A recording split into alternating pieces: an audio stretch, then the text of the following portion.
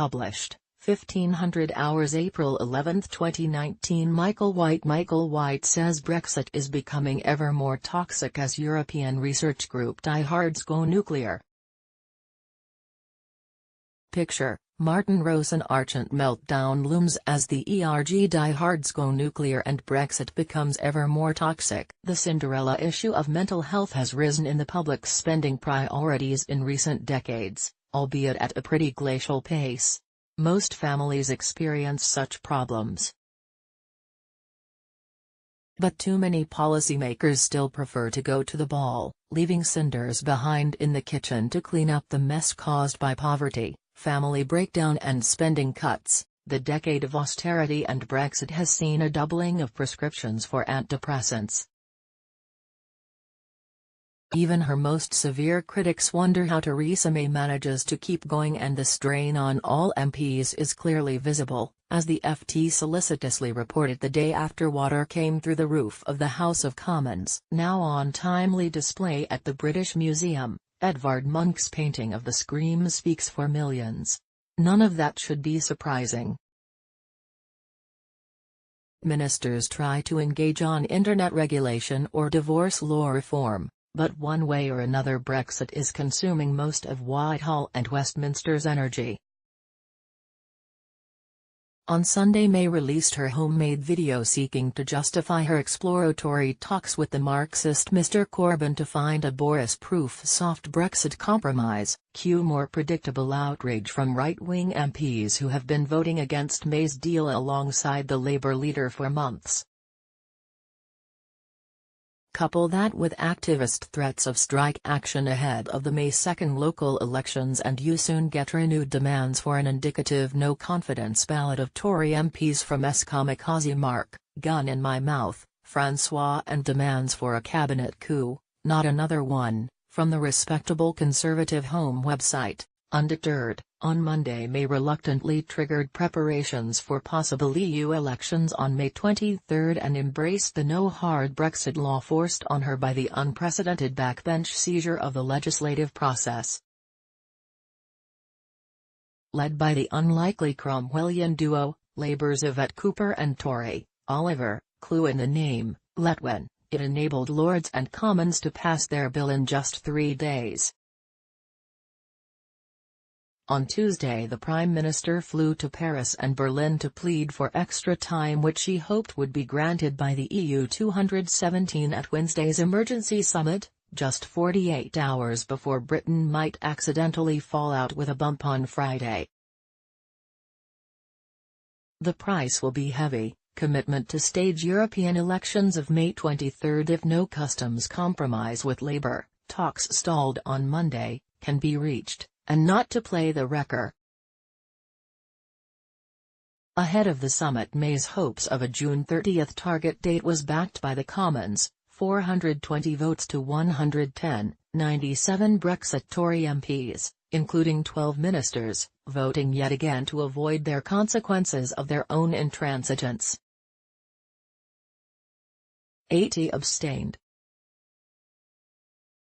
But May knew perfectly well her latest request, she does them badly, would be rejected by the 27, probably in favour of Donald Tusk's flex tension formula that could postpone Brexit until 2020. Fortunately, the hardline faction led by Emmanuel Macron, France's autocratic president, loses Élysée staff as fast as Donald Trump does, also got short shrift from the Merkel-led group which wants a deal, not the humiliation of a breakdown.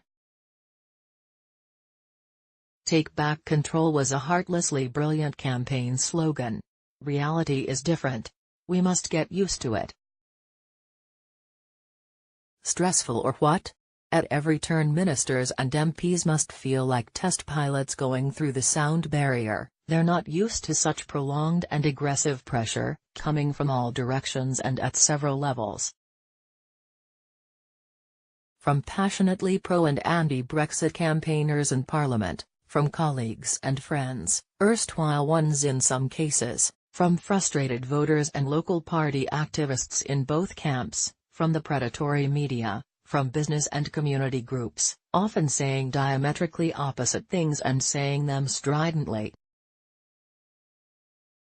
Brexit has become like the Chernobyl nuclear reactor, too toxic to handle safely. No wonder that the dashing Fleet Street pundit, Peter Oborne, used a column for the Open Democracy website, not simply to explain his change of heart over Brexit, but to argue that we are all too exhausted at present to take any sensible decision about our future, either a sensible Brexit or remain.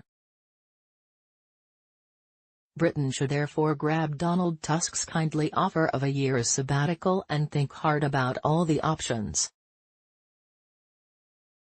Shapeshifter May has shown immense fortitude and determination which has won the respect and admiration of decent people. But there comes a moment in life when determination alone turns to madness, when the wisest and best move is to give up and think again, Oborne wrote and has been repeating on radio and television. Is it enough to change the political weather? Of course not, but every little helps. On his journey to Damascus, St. Paul didn't leave quite as late as the male St. Peter to experience his conversion from persecutor of Christians to the faith's most powerful advocate. As a persecutor of Remainers, Oborne was not so much on the road to Damascus as way past the suburbs and buying a beer in the city centre before seeing the blinding light, just 4 days before the latest scheduled Brexit day, April 12. If only he and other Brexit advocates had looked inconvenient facts in the eye a year ago and dialed down the rhetoric instead of becoming even shriller and more demanding.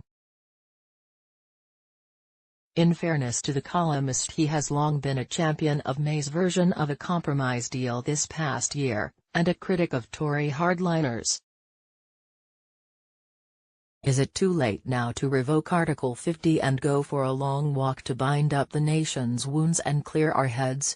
I have long feared so because of the way David Cameron framed the June 23 referendum as binding and the way May later drew her notorious red lines for the withdrawal negotiations as a means of weaponizing hard Brexit as a Tory-only project to kill UKIP in her 2017 election folly. They were unnecessary concessions to hard-to-please Brexit campaigners which boxed us in and provoked further intransigence. According to some polling research, up to 40% of voters are now so fed up with what was always bound to be a complex and messy business, no easiest deal ever nonsense in real life, that they back let's get it over with and opt for a no-deal Brexit. From which it's only a short hop to the New Hansard Society survey, which reports a rise in support for authoritarian solutions to the nation's problems. Some 72% of those interviewed thought the political system in need of substantial overhaul, which is fair enough in the circumstances. But 54% of voters agreed with the notion that we might do better with a strong ruler willing to break the rules, not least by ignoring Parliament. That's pretty scary because it's obvious who such voters have in mind, isn't it? It's Mr. Trump, though I suppose Boris Johnson might also be superficially in the same mold since his rule-breaking habits are well known. They include disdain for the register of members' financial interests over which he was reprimanded, again, this week. It's not only scary, it's stupid. I avoid calling Brexit voters stupid, preferring to say that busy people can easily be misled by the overzealous and the unscrupulous peddling populist panaceas, but there's no excuse for not knowing that strong rulers, especially the military kind apparently fancied by some voters, are invariably more incompetent, more corrupt and much more repressive than the most mediocre elected government because they are not accountable to anyone but themselves. Putin and Xi, Erdogan and Assad, Egypt's President Sisi, India's Modi and a host of others make the case every day. By contrast, so Peter Oborne reminds us, the EU is not anti-democratic, not a dictatorship and not an empire, and no, we wouldn't be a vassal state. It's just not democratic enough.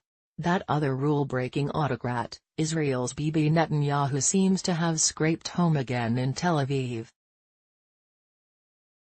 Trump's sugar rush policy failures, which no amount of shameless Twitter bluster can hide, should be warning enough. His personal conduct, remember, he also cheats obsessively at golf, ought to clinch our collective revulsion.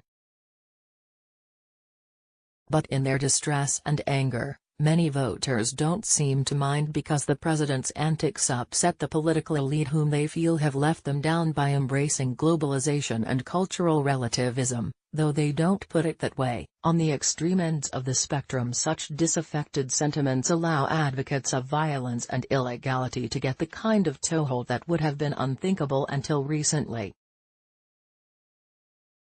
The journalist Carol Cadwaladr may have just won a prize for her investigations into Leave campaigners' use of data and sources of funding, but, it seems, there is still reporting to be done on the subject. Last Thursday The Guardian claimed that apparently independent grassroots campaigns for a no-deal Brexit, mainstream network in Britain's future among others, are actually administered by an employee of CTF Partners, better known as Sir Linton, Dog Whistle, Crosby's Outfit and Boris Backers. They seem to have spent up to £1 million on Tell Your MP, Don't Let Them Stop Brexit and Delay Means Remain targeted ads and Facebook. Where does the money come from? Good question. No one is saying, again. Hopes of learning more from Vote Leave's appeal against a £61,000 fine for referendum spending offences faded when the campaign, that's the official and relatively respectable one which Boris J and Michael Gove fronted, quietly dropped it on the grounds that it had destroyed the data that would prove its case. Yet newspapers, which are usually happy to attack Facebook and other monopoly tech firms that are eating the press's advertising lunch, didn't pick up the Guardian story or make much of Vote Leave's retreat from its earlier "we're innocent" bluster.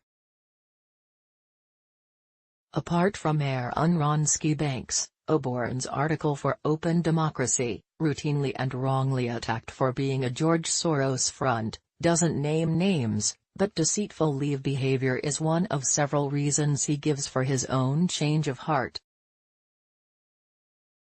Most are familiar to readers of the New European. This column and other TNE regulars have been making them from the start. The economic case for Brexit has been destroyed by a series of shattering blows: the slowdown in investment, the departure of major firms to a mainland base, the flight to Asia of Brexit champions like James Dyson. That leaves only hedge fund managers and the crypto-communists around Jeremy Corbyn still keen on the Brexit opportunities they detect for speculation or socialism. Not a good sign, he notes. We might add here that business confidence is the lowest it has been for 10 years, that the two-way flow of medical supplies both ways across the channel faces disruption without a deal, as does a secure supply of fish, if not chips.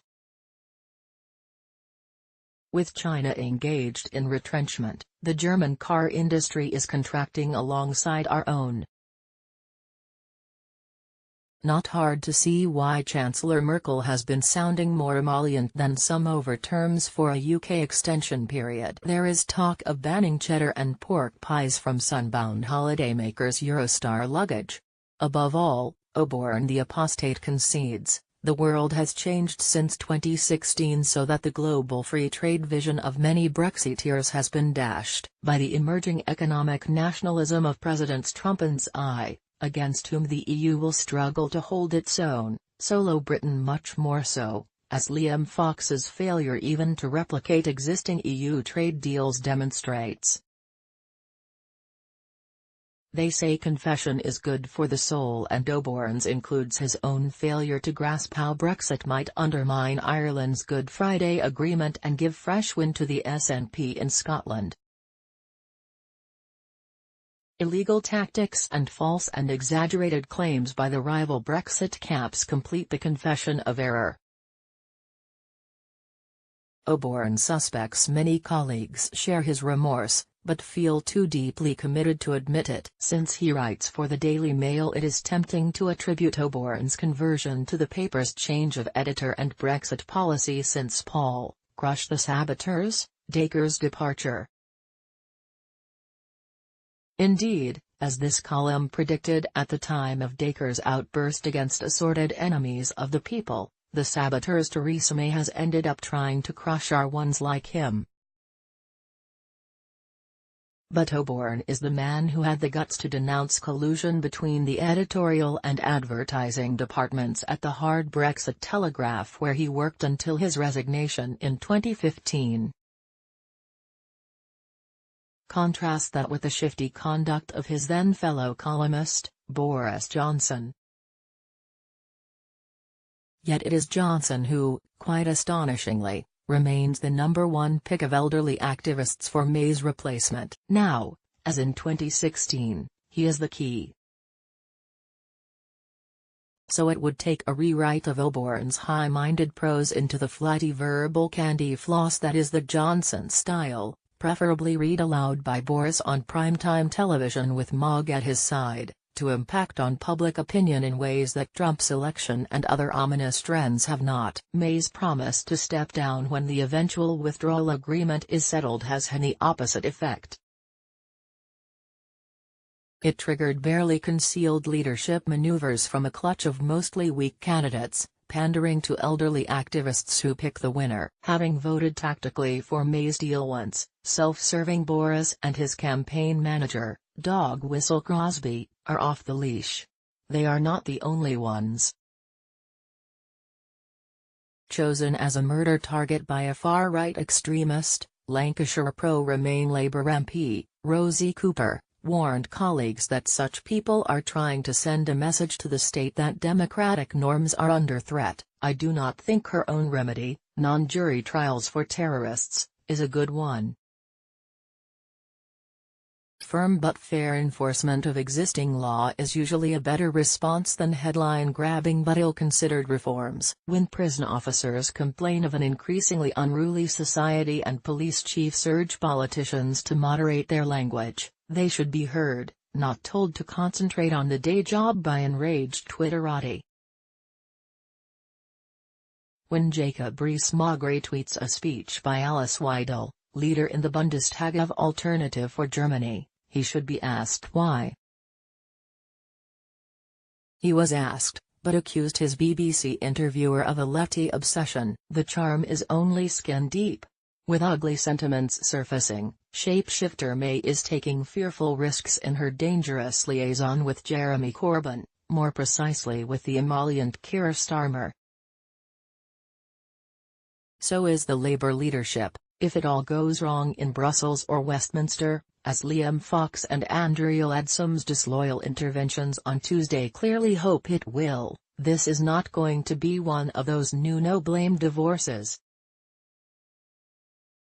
My assumption has also been that any compromise that revives the requirement to fight the EU elections on May 23 will prove provocative, despite May's continuing effort to avoid it. Reluctant Brits will also play badly for mainstream politics in Europe, where the far-right populist parties are trying to suppress their gut nationalism and cooperate in a Strasbourg alliance. Perhaps I'm too pessimistic in fearing that such an election in Brexit Britain would be vulnerable both to physical disruption by extremists and to success at the ballot box for their less violent fellow travellers. More optimistic souls argue that it is the pro-Brexit bloc which is vulnerable in 2019. The Tories are deeply divided, Labour is just about holding together. The old UKIP vote threatens to split between UKIP's nastier Mark II under Gerard Batten, and Nigel, remember him? Farage's latest vehicle, the Brexit party for which Anne Widdecombe, remember her? Threatens to vote. Tory columnists, no, not Oborne, are busy promoting the Farageist ace. But if myriad Remain campaigns and parties, People's Vote included, could get their act together and cooperate better than in the past, perhaps via a